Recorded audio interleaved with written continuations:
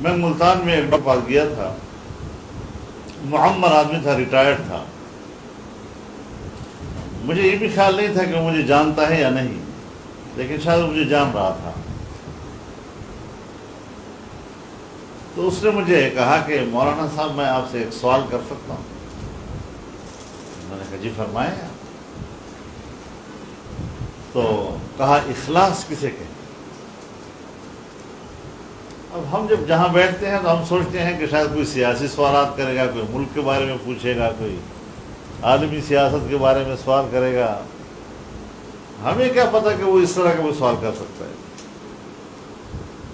تو مجھے کہا کہ اخلاص کے کیا معنی؟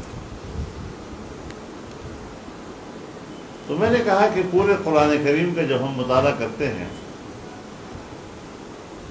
تو اللہ تعالیٰ قرآن کی صورتوں کا جب نام رکھتا ہے تو اس صورت کے اندر کسی چیز کا تذکرہ ہوتا ہے، اس تذکرے کی بنیاد پر اس صورت کا نام رکھ دیا جاتا ہے. لیکن جب ہم صورت اخلاص کو پڑھتے ہیں تو اس میں اخلاص نام کی کوئی چیز نہیں ہے.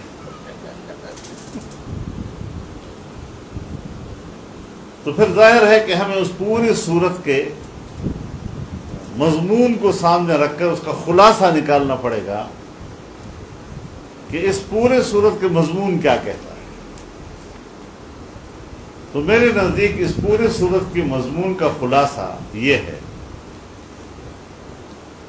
کہ انسان کی نیت یا انسان کا ارادہ اور اس ارادے پر مبنی عمل وہ ایک ہی ذات کی طرف متوجہ ہو، اس کا رخ ایک ذات کی طرف ہو اور وہ نظر ایک ہی ذات پر مرتکز ہو، ارادے اور نیت کی بھی اور اس ارادے اور نیت پر مبنی عمل کی بھی.